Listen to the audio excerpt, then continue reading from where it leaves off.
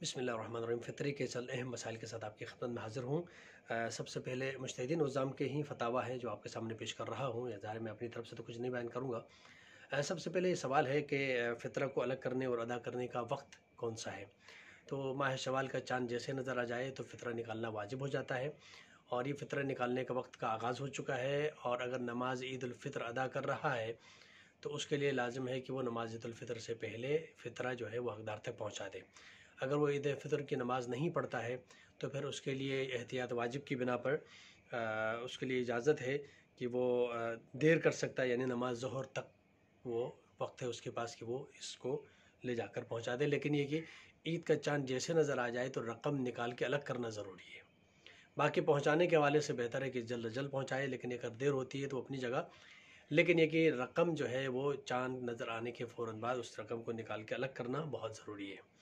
दूसरा सवाल है, क्या फ़ितरा को अलग करने के बाद उसको खर्च करके उसके बदले में दूसरा माल दिया जा सकता है। तो इमाम ख़ामनई का फतवा है कि जिसको फ़ितरा के इन्वान से आपने अलग कर दिया है वही फ़ितरा के लिए दिया जाएगा। यानी आपने रात को रकम अलग कर दी कि भाई ये फ़ितरे की रकम है जो कल मुझे देना है, लेकिन सुबह आपने कहा कि नहीं ये कुछ नोट जो है वो मुझे चेंज करवाना है, पैसा चेंज करवाना है, या ये रकम मैं अपने पास रख लूँ दूसरी रकम अदा करूँगा, तो ये दुरुस्त नहीं है।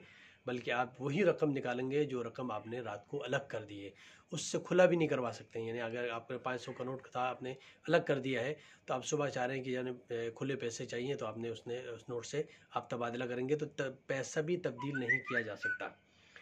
इस तरह एक सवाल है कि क्या ईद उल फितर की रात माह रमज़ान के आखिरी रोज़े की रात आए हुए मेहमान का फ़ितरा मेज़बान के ज़िम्मे है। ये एक बहुत बड़ा अहम मसला है, चूँकि इसमें थोड़ा सा मसला के न समझने की वजह से लोग परेशान भी होते हैं और अजीज़ अकारिब के आने जाने में काफ़ी दिक्कत हो जाती है। और आने वाला भी सोचता है कि यार ऐसा ना हो कि वो ये लोग माइंड करें कि इनको फ़ितरा देना पड़ेगा, और जो आ रहा है जिनके घर में, तो मेज़बान भी काफ़ी उलझन महसूस कर रहा होता है कि ये आज आ गया तो फिर इनका फ़ितरा भी मुझे देना पड़ेगा। तो इस हवाले से फतवा है, आयतुल्लाह ख़ामनई फरमाते हैं कि एक रात का मेहमान नान व खौर, यानी जिनकी खुराक इंसान के ज़िम्मे है, शुमार नहीं होता।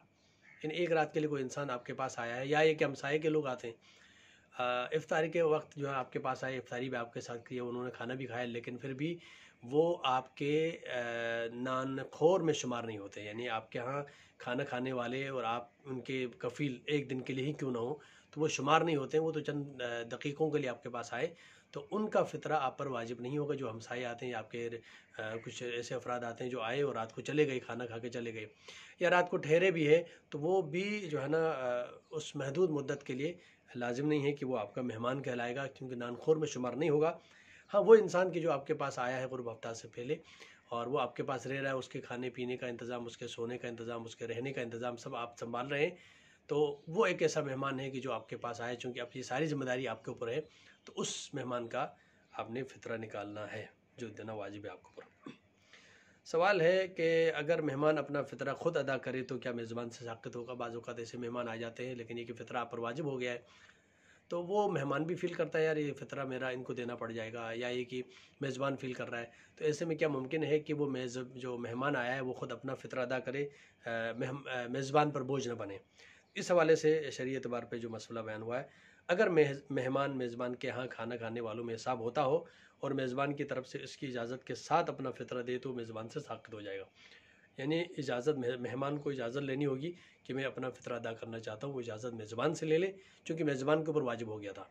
तो इजाज़त से जो है ये फ़ितरा अदा करेगा, तो फिर मेहमान जो है मेज़बान के ऊपर साक़ित हो जाए कि वो इसका फ़ितरा अदा करे नहीं करेगा वो। सवाल है, क्या फ़ितरा को तोहफ़े के तौर पर मुस्तहिक़ और आबरूमंद रिश्तेदारों को देना जायज़ है। हाँ, हदिया के तौर पे दे सकते हैं बिल्कुल, और इसमें लाज़िम नहीं है कि आपने जो रकम फ़ितरे की दी है तो उसके लिए कह के दे दें कि मैं फ़ितरे की रकम अदा कर रहा हूँ, वाजिब क़ुर्बतन इलल्लाह, ये कहने की ज़रूरत नहीं है। आप हदियतन आप उस रकम को दे सकते हैं, और जैसे आयतुल्लाह ख़ामनई फरमाते हैं हदिया के तौर पे दे सकते हैं, और ज़रूरी नहीं है कि फ़ितरा होने का इसे कहे, लेकिन फ़ितरा देने की नीयत करना ज़रूरी है। हाँ, लेकिन आप दिल में नीयत तो करेंगे ना कि मैं जो रकम दे रहा हूँ ये फ़ितरे की रकम दे रहा हूँ। ठीक है। सवाल है, हम ज़कात का फ़ितरा अदा करना भूल गए हैं, हमारे लिए क्या हुक्म है। यानी वो वाजिबी सदका ज़कात की बात हो रही। अगर ज़कात फ़ितरा नहीं दिया है तो आपसे साक़ित नहीं होगा, और अदा या क़ज़ा की नीयत के बग़ैर फ़ितरा अलग करके देना वाजिब है। ऐसा नहीं कि आपने नहीं दिया तो अब आप कहेंगे अब क्या कर सकता हूँ, 1 महीना गुजर गया, 10 दिन गुजर गए, 4 दिन गुजर गए, तो ये आपसे साक़ित नहीं होगा। आप पर लाजिम होगा कि आपने फ़ितरा अदा करना है। अब क़ज़ा या अदा की नीयत के बग़ैर जो है आप उसको फ़ितरा निकाल के अदा करेंगे, ये आप पर लाजिम है, ये वाजिब है। सवाल है, क्या फ़ितरे की रकम की जगह फ़कीर को उसकी ज़रूरत की अशिया और अजनास दे सकते हैं?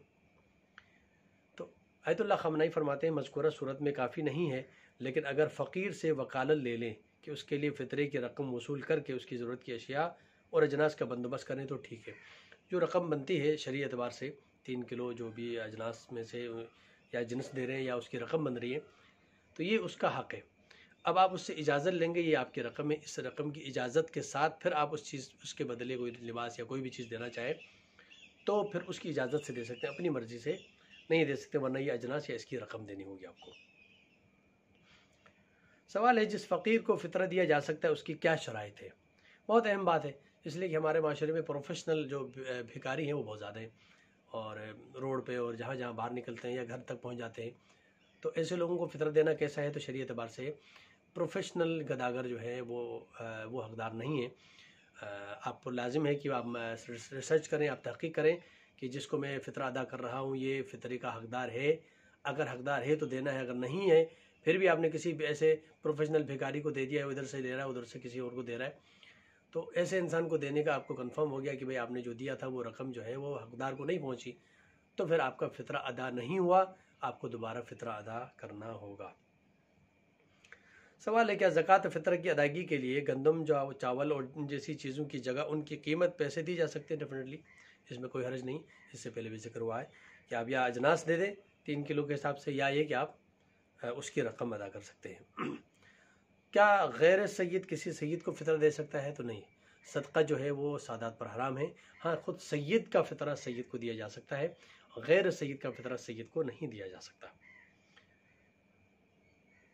अच्छा, एक और सवाल है, जैसे इससे पहले भी आयतुल्लाह सिस्तानी साहब इसमें हवाले से फरमाते हैं कि अगर ज़कात फ़ितरा को अलग कर दिया जाए तो उसे हाकिम शरई की इजाज़त के बगैर तब्दील करना जायज़ नहीं। इससे पहले आयतुल्लाह ख़ामनई का भी फतवा यही था कि जो रकम आपने निकाली है रात को, वो रकम अब तब्दील नहीं होगी, वो नोट भी तब्दील नहीं होंगे।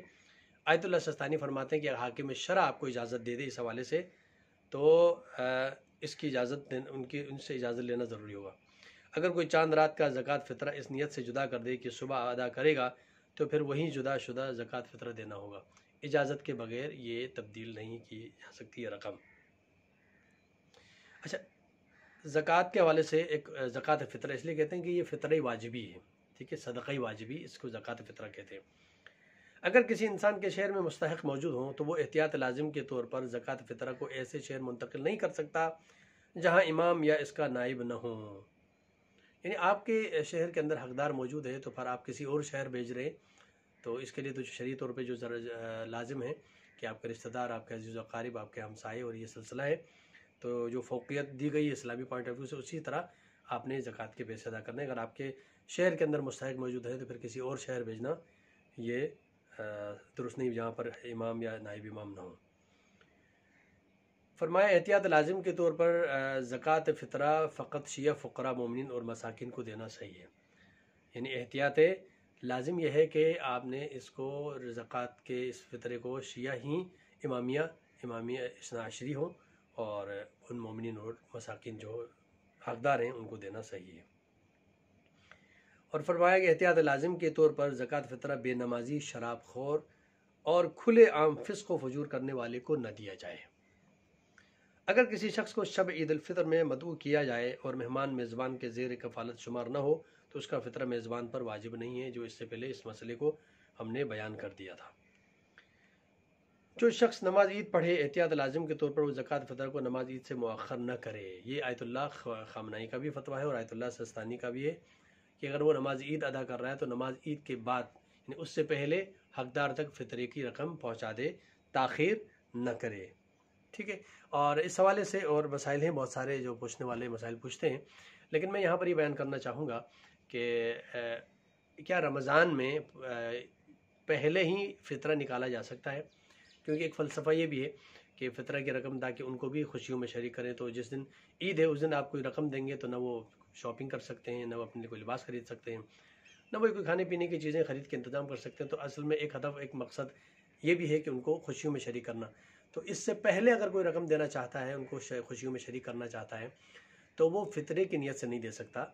आप एक महीना पहले या 1 महीने 2 महीने पहले या ख़ुद रमज़ान के अंदर अगर आप किसी को कोई रकम दे रहे हैं तो उस रकम की नीयत जो है वो फ़ितरे की नहीं कर सकते आप कि मैं फ़ितरे की रकम दे रहा हूँ, बल्कि आप इस नीयत से उनको दे सकते हैं कि ये कोई मैं इनको कर्ज़ हसना दे रहा हूँ या किसी और तरह ज़रिए से हदिये के तौर पे या कर्ज़ हसना के तौर पे उनको वो एक रकम दी जाए। और जिस दिन ईद का चाँद नज़र आए तो फिर आप नियत कर सकते हैं कि वो जो रकम मैंने उनको दी थी उस रकम की मैं अब नियत करता हूँ कि मैं उसको फ़ितरे में शुमार करता हूँ, तो वो आपका फ़ितरा शुमार होगा। व आखिर दावाना अनिल हम्दुलिल्लाहि रब्बिल आलमीन।